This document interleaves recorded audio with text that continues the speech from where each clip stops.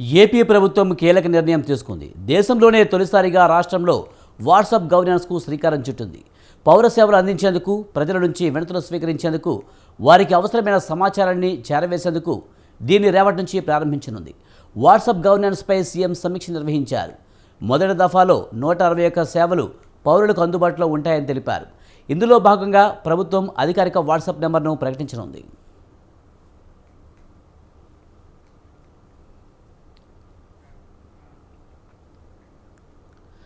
తొలి దశలో ఇందులో 161 రకాల సేవలు అందించనున్నారు. భవిష్యత్తులో వీటిని మరింత విస్తృతం చేయనున్నారు. ఈ సేవలను ఐటీ, విద్యాశాఖ మంత్రి నారా లోకేష్ అధికారికంగా ప్రారంభించనున్నారు. ప్రభుత్వం ఏదైనా సమాచారాన్ని ప్రజలకు చేరవేయాలంటే ఈ వాట్సాప్ ఖాతా ద్వారా సందేశం పంపిస్తోంది.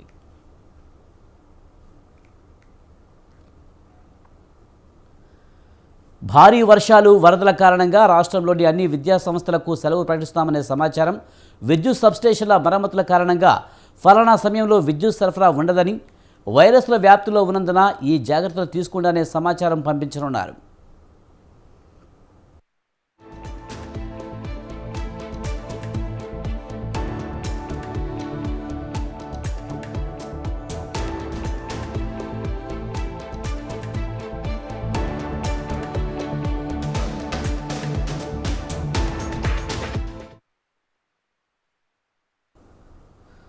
ప్రజలు తమ వినతులు, ఫిర్యాదులు ఏమైనా ఇవ్వాలనుకుంటే నెంబర్కు మెసేజ్ చేస్తే వెంటనే వారికి ఒక లింక్ వస్తుందన్నారు.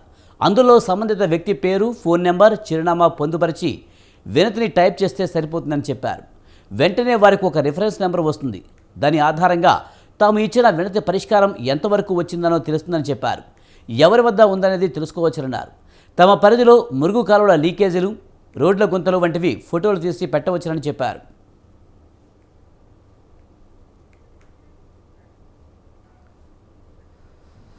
అదేవిధంగా ప్రభుత్వం అమలు చేస్తున్న వివిధ సంక్షేమ పథకాలు, అభివృద్ధి కార్యక్రమాలకు అర్హతలు, పథకాల లబ్ధిదారుల గురించి వాట్సాప్ నెంబర్కు మెసేజ్ చేసి తెలుసుకోవచ్చునన్నారు. రాష్ట్రంలోని పర్యాటక ప్రదేశాల సమాచారాన్ని వాట్సాప్లో పంపిస్తానన్నారు. అందులో నుంచి కావలసిన ప్రాంతాన్ని ఎంపిక చేసుకుని అక్కడే టికెట్లు, వసతి సహా అన్నీ బుక్ చేసుకోగలరన్నారు.